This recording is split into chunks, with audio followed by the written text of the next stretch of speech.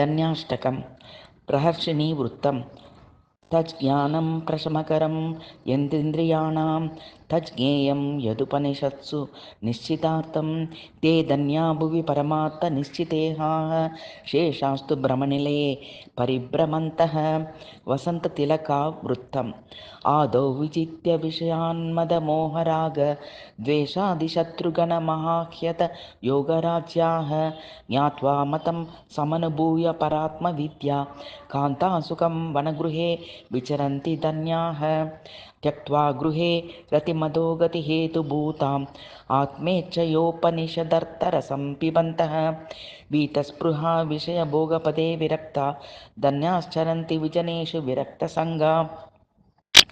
त्यक्त्वा ममाहमिति बन्धकरे पदे द्वे मानावमानसदृशः समदर्शिनश्च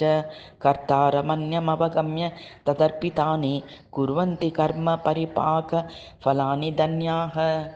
त्यक्ति वशनात्रयमवेक्षित मोक्षमार्गा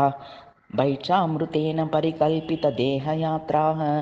ज्योतिः परात् परतरं परमात्मसंज्ञं धन्याद्विजारहसि ह्यद्यवलोकयन्ति नासन्न सन्न सदसन्न महसन्न चानु न श्रीपुमान्न च नपुंसकमेकबीजं यै ब्रह्म तत्सममुपासितमेकचित्तैः धन्या विरेजुरित्तरे भवपाशबद्धाः अज्ञानपङ्कपरिमग्रमपेतसारं दुःखालयं मरणजन्मजरावसक्तं संसारबन्धनमन्नित्यमवेक्ष्य धन्या ज्ञानासिना तदवशीर्य विनश्चयन्ति शान्तैरनन्यमतिभिर्मधुरस्वभावैः एकत्वनिश्चितमनोभिरपेतमोहैः साकं वनेषु विजितात्मदपदस्वरूपं तद्वस्तु सम्यगनिशं विमृशन्ति धन्या मालिनी वृत्तम् अहिमिव जनयोगं सवदा वर्जयेत्यः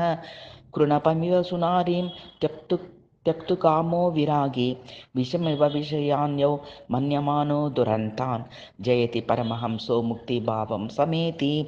शार्दूलविक्रीडितवृत्तं सम्पूर्णं जगदेव नन्दनवनं सर्वेऽपि कल्पद्रुमा गाङ्गम्बरी समस्तवारिनिभः पुण्या समस्ता क्रियाः वाचा प्रकृतसंस्कृताः श्रुतिशिरो वाराणासी मेदिनी